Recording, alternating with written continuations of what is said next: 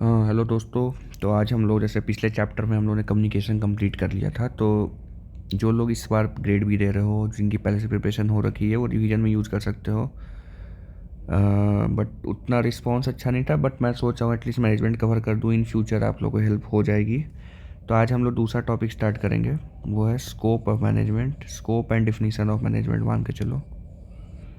तो ये मोस्टली जो लोग नहीं मैनेज कर पा रहे कोर्स उनके लिए है, क्योंकि मैनेजमेंट की बहुत सारी बुक्स अवेलेबल है, बस समझाने के लिए मैं एक वीडियो बना रहा हूँ।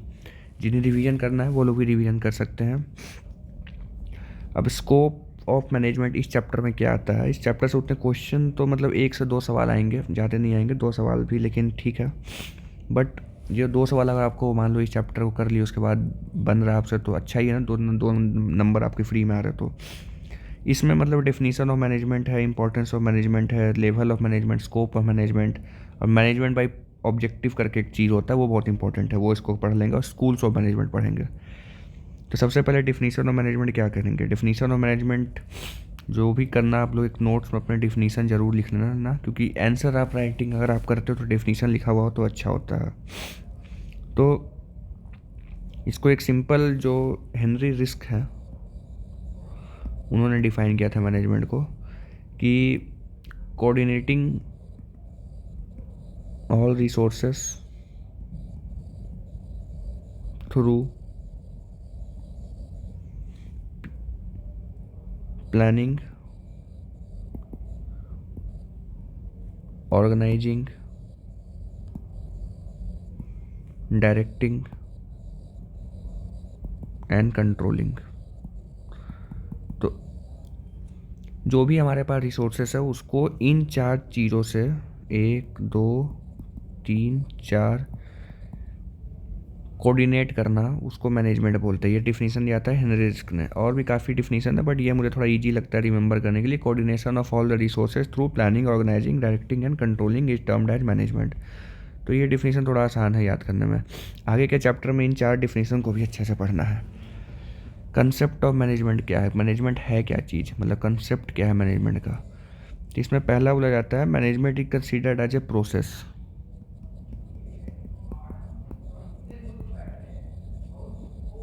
प्रोसेस मतलब कि क्या हुआ, प्रोसेस मतलब प्रोसेस क्यों बोला जाता है मैनेजमेंट को, क्योंकि मैनेजमेंट जो है काफ़ी इंटर रिलेटेड चीज़ों के सीरीज से बना हुआ है। जैसे कि मैनेजमेंट मीन्स जैसे कि 4 लोगों से आपको काम करवाना हो तो उनको प्लान करना पड़ेगा, डायरेक्ट करना पड़ेगा, कंट्रोल करना पड़ेगा। तो काफ़ी सारे माइनर प्रोसेसेस को इन्वॉल्व करके मेजर प्रोसेस बना है जिसको मैनेजमेंट बोलते हैं। अब इसके अंदर सोशल प्रोसेसेस भी आते हैं, कंटिन्यूअस प्रोसेसेस भी आते हैं, इंटरैक्टिव प्रोसेसेस भी आते हैं, और इंटीग्रेटेड प्रोसेसेस आते हैं। तो overall the concept of management it is a type of process. दूसरा कुछ लोग बोलते हैं कि management it is a team work. ये बात भी सही है। मतलब हम लोग देख रहे हैं कि मैनेजमेंट का कॉन्सेप्ट आखिर है क्या। पहले कुछ लोगों ने बोला कि it is a process, man what you mean by management, it is just a process. दूसरे ने बोला no no, management is a team work. Like management individual नहीं हो सकता है, ऐसा कुछ लोगों का कहना है। अब क्या होता है कि कॉन्सेप्ट कोई भी देते हैं तो उसके मतलब कोई क्रिटिक्स भी होते हैं, कोई सपोर्टर भी होते हैं। तो जैसे मैनेजमेंट इज ए प्रोसेस, उससे कोई लोग क्रिटिक्स भी होते हैं। ऐसे ही it is a team work, तो उसके भी क्रिटिक्स है कि नहीं नहीं, इंडिविजुअल मैनेजमेंट भी तो होता है। ऐसे ही कुछ लोगों का कहना है it is an economic resource.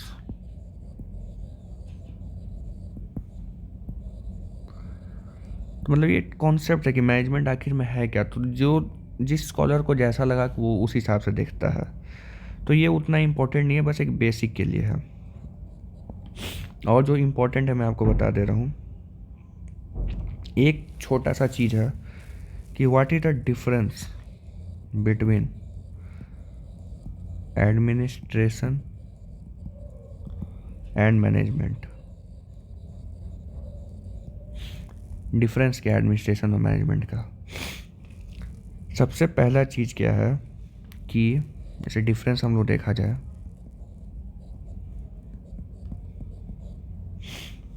Administration जो होता है वो डिसीजन लेता है, डिसीजन मेकिंग। जैसे इंडियन एडमिनिस्ट्रेटिव सर्विस है, ये डिसीजन मेकिंग रोल है।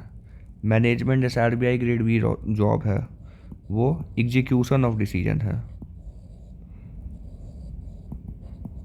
डिसीजन मेकिंग टॉप लेवल पे होता है, एग्जीक्यूशन मैनेजमेंट करता है, एडमिनिस्ट्रेशन जो है वो डिसीजन मेकिंग होता है। यहाँ क्या होता है, डिसाइड होता है क्या करना है हम लोग को, व्हाट एंड व्हेन। यहाँ कौन करेगा एंड हाउ। मतलब आप समझो एडमिनिस्ट्रेटिव थोड़ी ज़्यादा पावरफुल चीज़ है, एक लेवल ऊपर होता है मैनेजमेंट से, मैनेजमेंट एक लेवल नीचे मान के चलो। अगला देखता जाए तो यहाँ पे कंसेप्चुअल नॉलेज होनी चाहिए। यहाँ टेक्निकल कैसे करना है ये, क्योंकि ग्राउंड वर्क कर रहे हैं ये, जैसे मैंने आपको बताया टॉप लेवल जॉब हुए, जॉब मतलब फॉर टॉप लेवल फंक्शन, ये है मिडिल एंड लोअर लेवल।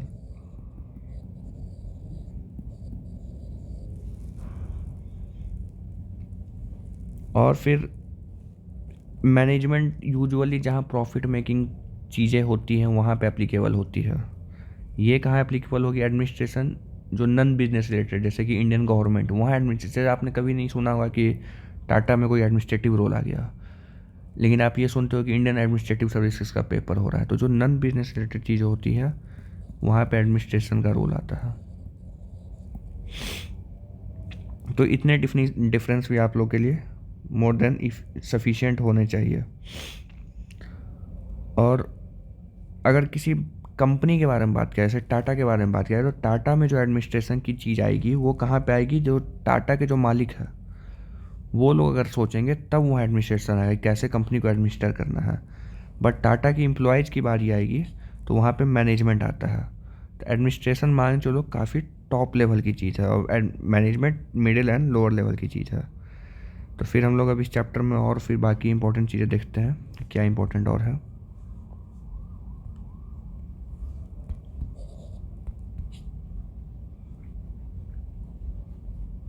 अब तक हमने मैनेजमेंट का डिफिनीशन देख लिया जो हेनरी रिस्क ने दिया था, मैनेजमेंट का कॉन्सेप्ट क्या है वो देख लिया, difference between management and administration भी देख लिया है।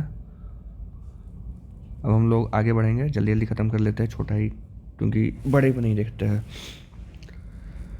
अगला फिर लेवल्स ऑफ मैनेजमेंट तो आसान है, top level, middle level, lower level, ये तो आप सबको पता होगा।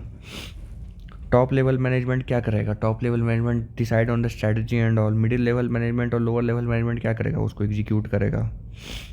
फिर अगला बोला जाता है नेचर, जैसे कि लेवल हम लोगों ने पढ़ लिया, टॉप, मिडिल, लोअर, तो ये सब कॉमन सेंस की बात है, कौन क्या करेगा।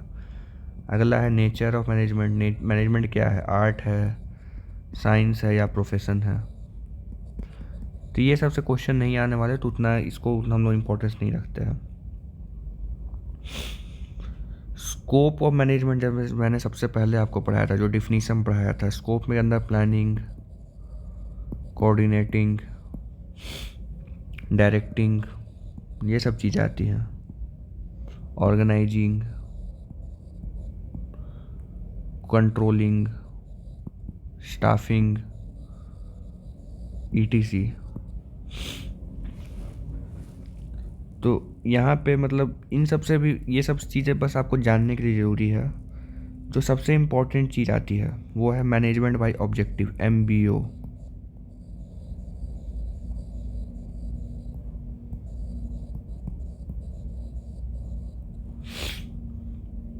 वैसे यहाँ एक एक्रोनिम है PCOD। PCOD का full form planning, C confuse हो जाते हैं ऑप्शन में, कोऑर्डिनेटिंग भी रहेगा, कंट्रोलिंग रहेगा, तो कंट्रोलिंग, ऑर्गेनाइजिंग, डायरेक्टिंग, ये याद रखना आप लोग PCOD का अगर पूछ दिया जाए तो। चलो फिर हम लोग अब मैनेजमेंट बाय ऑब्जेक्टिव आते हैं। मैनेजमेंट बाय ऑब्जेक्टिव है क्या। मैनेजमेंट बाय ऑब्जेक्टिव जो टर्म है ये किसने दिया था, सबसे इम्पोर्टेंट ये है पीटर ड्रकर करके एक स्कॉलर थे, उन्होंने ये टर्म को दिया। ये क्वेश्चन भी एग्जाम में आ जाता है। मैनेजमेंट बाय ऑब्जेक्टिव कोई अलग से नई चीज़ नहीं है, जैसे हम लोगों ने पहले कॉन्सेप्ट पढ़ा था ना कि management is a process, management is a resource, इस टाइप का। तो management by objective is also a way to see how management works. ये एक तरीका है कि मैनेजमेंट कैसे वर्क करता है उसको देखने का। तो पीटर ड्रकर ने कहा कि management by objective is a process where जो टॉप मैनेजमेंट है, एम्प्लॉय मान लो, plus seniors work together as a team, goals are set by employees and a standard is set to evaluate the performance.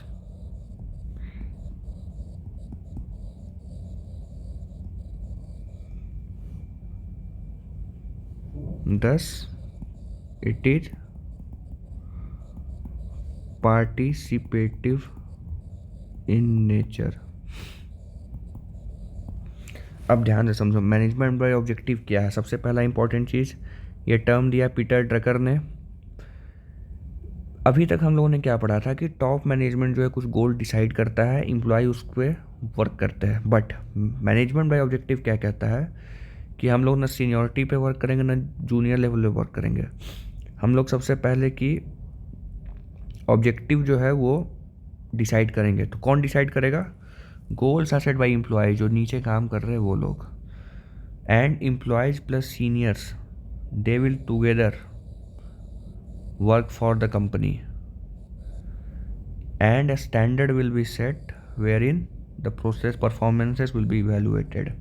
तो ये थोड़ा drastic in nature है। Drastic in nature क्या है कि जो एम्प्लॉय है वो गोल सेट करके उस पर काम करेंगे। तो ये क्या लग रहा है आपको? पार्टिसिपेटिव इन नेचर है। तो इसका बेनिफिट क्या है? सारे एम्प्लॉय को पता है कि रोल क्या है, गोल्स क्या है, हमें क्या करना है। एम्प्लॉयज मोटिवेटेड रहेंगे, सेंस ऑफ रिस्पॉन्सिबिलिटी लगे, नहीं यार मैंने ही डिसाइड किया, मुझे तो करना ही पड़ेगा। और प्लस ड्रॉबैक्स देख लेते हैं हम लोग अब क्या है। ड्रॉबैक्स क्या है कि ये सुनने में जितना अच्छा लग रहा है, पता चला गोल ही ऐसा सेट हुआ कि मतलब कुछ फ़ायदा ही नहीं हो रहा है। तो स्लोली क्या होता है, यूनियन बनने लग जाते हैं। कोई गारंटी नहीं रहती टारगेट अचीव होंगे कि नहीं होंगे, क्योंकि ऊपर से नीचे नहीं, नीचे से ऊपर जा रहा है। तो ये सब कुछ ड्रॉबैक है। ये थ्योरी में अच्छा लग रहा है, प्रैक्टिकली पॉसिबल हो पाना मुश्किल है। तब यहाँ पे ये भी ख़त्म हो गया कि मैनेजमेंट बाय ऑब्जेक्टिव एक इम्पॉर्टेंट टर्म है। क्या होता है आप लोग समझ गए। अब मैनेजमेंट और इथिक्स का क्या रिलेशन है? तो मैनेजमेंट और इथिक्स का 3 मॉडल है। पहला मॉडल का नाम है plus decision making model. Plus decision making model, plus में क्या है? Policies, legal, universal, self. तो मैनेजमेंट को है वो इस प्लस गोल्स के हिसाब से अगर मैनेजमेंट चलेगा तो मैनेजमेंट इथिकल होगा। प्लस गोल्स क्या है? जो मेरा पॉलिसीज है, जो भी पॉलिसी हम बनाएंगे वो मेरे ऑर्गेनाइजेशन के पॉलिसी के साथ साथ अलाइन होना चाहिए। लीगल, वो जो भी हम पॉलिसी बना रहे हैं वो लीगली करेक्ट होना चाहिए। यूनिवर्सल, जो भी हम कह रहे हैं वो यूनिवर्सल वैल्यूज़ के साथ होना चाहिए। अब यूनिवर्सली क्या है? गरीबों की मदद करनी चाहिए। और आपकी टीम ने ऐसा मैनेजमेंट टूल बनाया कि हमें गरीबों को जाके पीटना है, तो वो सही होगा? नहीं होगा। सेल्फ, जो भी रूल्स होंगे क्या मुझे वो सही लग रहे हैं या गलत लग रहा है। अब मैं मानता हूँ कि मैं मान लो कि गांधी जी के विचारों को मानता हूँ। गांधी जी ने कहा था कि हमें ईमानदारी रखनी चाहिए। मेरी टीम के अंदर एक रूल बना कि हमें 50 पैसा चोरी कर लेना है। तो जब मुझे सेल्फ ही गलत लग रहा है तो वो पूरा रूल गलत हो जाएगा। तो इथिक्स एंड मैनेजमेंट में पहला तरीका कि मेरे मैनेजमेंट में इथिक्स है कि नहीं, प्लस के हिसाब से देखो जो मेरी पॉलिसी है वो ऑर्गेनाइजेशन पॉलिसी से मिल रही है कि नहीं, क्या वो लीगली करेक्ट है, यूनिवर्सली एक्सेप्टेड मोरल से वो मैच कर रही है कि नहीं, और चौथा से इम्पोर्टेंट सेल्फ मोटिवेटेड प्रिंसिपल से है कि नहीं। दूसरा मॉडल है टेलर टेस्ट, टेलर 4 वे टेस्ट शायद बोलते हैं उसको। हाँ, टेलर 4 वे टेस्ट। क्या ये सही है? Is it the truth? क्या वो सही है? Truth, fair to all,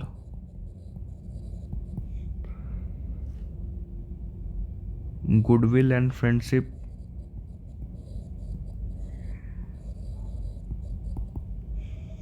beneficial to all.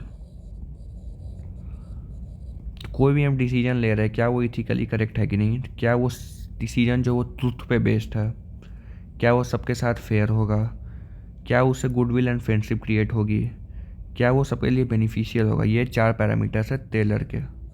अगर ये चारों है तो सही है, इथिक्स है उसमें। तीसरा है जोसेफसन। जोसेफसन का एक इंस्टीट्यूट था, उन्होंने एक मॉडल बनाया था। इसमें 3 स्टेप आते हैं, 3 स्टेप मॉडल है। सबसे पहला, जो भी उस डिसीजन से रिलेटेड स्टेक होल्डर है, सबका सबसे मतलब हम लोग को जानकारी लेनी है और सबके बारे में सोचना है। Interest of all stakeholders.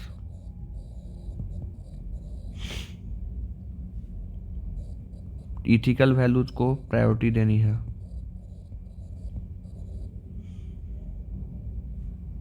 Ethical values कब वायलेट करेंगे, जब वो दूसरे इथिकल वैल्यूज को हमें रखना होता है। मतलब कि one should violate others if other is सही ट्रू। जैसे कि एक यूनिवर्सलिज्म का फीचर होता है इथिक्स में। अगर 2 इथिक्स क्लैश कर रही हो, जैसे कॉन्फ्लिक्ट होता है 2 इथिक्स के बीच का, इथिकल डायलेमा उसको बोलते हैं, तब हमें किसको चूज़ करना है जिससे ज़्यादा लोगों का फ़ायदा हो। तो उस समय हम लोग को, जब जोसेफसन इंस्टीट्यूट के हिसाब से, ये 3 स्टेप देखने हैं अपने को। सारे स्टेक होल्डर्स के इंटरेस्ट एंड कंसर्न को देखना है। Ethical values should always be promoted. And third one is, if 2 ethical values are clashing then the one should be given precedence जिससे ज़्यादा लोगों का फ़ायदा हो। तो इथिक्स एंड मैनेजमेंट जहाँ पे आ रहा हो वहाँ ये 3 चीज़ें लगती है: प्लस मॉडल, टेलर फोरवे test and Josephson institutes model. अब स्कूल्स ऑफ मैनेजमेंट में मतलब 3 स्कूल्स है बस, वो ऑप्शन में आपके आ सकता है, तो इसको भी मैं करा देता हूँ। बस ये याद रख लो कौन कौन से होते हैं स्कूल में। बाकी मैनेजमेंट की बुक्स में काफ़ी ज़्यादा दी हुई है, ये सब चीज़ें उतनी पढ़ने की ज़रूरत आपको नहीं है। बस ये बेसिक पढ़ लो। किसी भी थ्योरी से अपने नोट्स में अगर कुछ एक्स्ट्रा लग रहा हो तो ऐड कर देना, रिवीजन के टाइम हेल्प होगा। स्कूल्स क्या क्या है, 3 मेजर स्कूल आते हैं इसमें मैनेजमेंट के अंदर। सबसे पहला होता है साइंटिफिक। ये थोड़ा मतलब ये बेस टॉपिक है मैनेजमेंट का, इसके बाद अच्छा टॉपिक सब आएगा।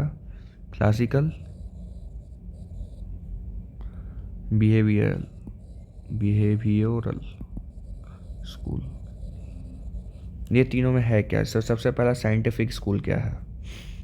साइंटिफिक स्कूल जो है, साइंटिफिक स्कूल के जो फादर है वो F.W. टेलर है। ये आता है एग्जाम में, ये याद रखना है। F.W. Taylor is considered as the father of scientific management. Classical theory क्या है कि साइंटिफिक थ्योरी जो है, जो हम लोग अभी जानते हैं उसके बारे में है कि मतलब कॉमन सेंस पे काम नहीं करना है, रूल्स एंड प्रोसीजर के हिसाब से करना है। रैंडम किसी को वर्क नहीं देना है, चेक करना है कि मतलब कौन सी वर्क की क्वालिफिकेशन है, उस हिसाब से वर्क दो। वर्क परफॉर्मेंस को मॉनिटर करो, प्रॉपर इंस्ट्रक्शन एंड सुपरविजन रखो कि काम सही से होते रहे। और मैनेजर्स जो है टाइम बार बार अपना इसमें लगाए कि वर्कर्स को अच्छे से काम एलोकेट किया जा सके। ये है साइंटिफिक स्कूल। मतलब ये थोड़ा साइंस बेस्ड काम करता है कि मतलब रैंडम काम नहीं करो, थोड़ा रूल्स रेगुलेशन बेस्ड काम करो। क्लासिकल स्कूल क्या है, क्लासिकल स्कूल का कहना है कि सोशल नीड, जॉब सेटिस्फेक्शन सब बेकार है, बस फिजिकल नीड और इकोनॉमिकल, मतलब पैसे दे दो और टाइमली काम करवाओ तो अपने आप काम होने लगेगा। जैसे कि अब सपोज फॉर एग्जांपल आप 10 बजे ऑफिस आ रहे हो और शाम 6 बजे आप जा रहे हो, तो आपको पैसे 10 लाख रुपए दे दिए जाए और आपको खाना पीना सब दे दिया जाए। तो क्लासिकल स्कूल का कहना है कि physical and economic needs are the only needs. But क्या ये सही है? सही नहीं है। आप सुबह मान लो 10 बजे आ रहे हो, शाम 6 बजे जा रहे हो, आप ऐसे काम पे लगे हुए हो जहाँ आपका मन नहीं लग रहा है। आपने सपोज IT में काम कर रखा हो, यहाँ के आपको मैनुअल वर्क करवाया जा रहा हो, तो क्लासिकल वहाँ फेल कर जाता है। उस केस में साइंटिफिक आता है कि work should be allocated according to the qualification. अगला है बिहेवियरल स्कूल। बिहेवियरल स्कूल क्या है, ये कहाँ से निकला है? इसके लिए निकला है ये Elton Mayo and Hawthorne experiment. ये एक्सपेरिमेंट हुआ था, इन लोगों ने किया था, इसके बेसिस पे ये निकला है। इसको ह्यूमन रिलेशन मूवमेंट भी कहते हैं, क्योंकि ये group, team, effectiveness, social control, इन सब से मिल के बना है। इन लोगों ने एक एक्सपेरिमेंट किया था जिसके बेसिस पे इनका कहना था कि वैसे क्या होता है कि कोई ऑर्गेनाइजेशन है, वहाँ टीम इवेंट्स होते हैं, टीम आउटिंग होती है, क्यों होती है? क्योंकि ये सब एक्सपेरिमेंट हुआ था, उसके बेसिस पे बिहेवियरल स्कूल ऑफ मैनेजमेंट निकला था। टोटल 3 स्कूल है, तीनों के बारे में मैंने आपको बता दिया। Scope and definition of management chapter छोटा सा यहीं पे ख़त्म होता है। आप इस वीडियो को 1-2 बार देखो, जो भी मटेरियल आपके पास उसको 2 बार पढ़ो, एक बार में अच्छे से नोट्स बना लो कि दोबारा वाइस चैप्टर को ना पढ़ना पड़े, बार बार उसको रिवीजन करो। अगला चैप्टर जो हम लोग करेंगे वो है फंक्शंस ऑफ मैनेजमेंट, जिसके अंदर हम लोग प्लानिंग एंड ऑर्गेनाइजिंग करेंगे। बाकी 2 जो है बाद में करेंगे। फिर HRD एक इम्पॉर्टेंट चैप्टर आता है, तो हम लोग धीरे धीरे ख़त्म कर देंगे। बाकी जुड़े रहो। थोड़ा जो भी डाउट आ रहा हो मैनेजमेंट वाले में वो कमेंट कर सकते हो, तो रेलिवेंट कमेंट डाउट डालना आप लोग। जो नहीं समझ में आ रहा हो तो बता देना। सीरीज़ देखता हूँ मैं कंटिन्यू, मैनेजमेंट तो एटलीस्ट ख़त्म कर दूंगा, रिस्पॉन्स भले ही कम है, बट अगर हेल्प मिल रहा हो तो कमेंट ज़रूर करना कि ठीक है, तो उससे थोड़ा मोटिवेशन रहता है। Thank you.